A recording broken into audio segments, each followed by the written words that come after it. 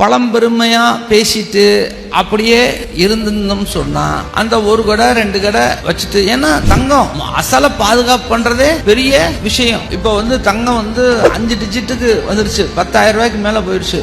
இது நாள் வரைக்கும் தங்க வியாபாரத்துல நஷ்டம் அப்படின்னு வந்தது ரொம்ப ரொம்ப கம்மி. இன்னுமேலாம் சரியான முறையில கரெக்டான முறையில கணக்கு பார்த்து சிறப்பா பண்ணல அப்படின்னு சொன்னா வரக்கூடிய காலகட்டங்கள்ல ஹோல்டிங் காஸ்ட் அப்படின்னு ஒண்ணு இருக்கு. இப்ப எல்லா வியாபாரியும் சிட்டு வாங்கி தான் வியாபாரம் பண்றாங்க, பேங்க் இன்வெஸ்ட்மெண்ட் பண்ணி தான் பண்றாங்க. அப்போ இன்னைக்கு 9% பேங்கருக்கே டைரக்டா வட்டி, 1% ஹேண்ட்லிங் சார்ஜ், நம்ம கொலாட்ரல் கொடுக்குறோம், இன்சூரன்ஸ் கொடுக்குறோம், இதுக்கெல்லாம் சேர்ந்து ஆயிடும். அப்ப 10%. அப்போ 1 கிராம் ஒரு வருஷம் என் கடையில சும்மா அப்படி தொங்கிருச்சு அப்படின்னா 1000 ரூபாய் பேங்க்காரன் வாங்கி போயிடுவான். இனிமே காஸ்ட் கண்ட்ரோல் பண்றது, காஸ்ட் மேனேஜ்மெண்ட் பண்றது அப்படிங்கறதே மிகப்பெரிய விஷயம். இப்ப இதெல்லாம் தெரியணும், அதுவும் எப்படி ஃபிங்கர் டிப்ல தெரியணும். அப்ப தெரியணும் அப்படின்னா நமக்கு டெக்னாலஜி தான் யூஸ் ஆகுமே ஒழிய அது விற்கும் இது விற்கும் இதெல்லாம் இனிமே பழம்பெருமையெல்லாம்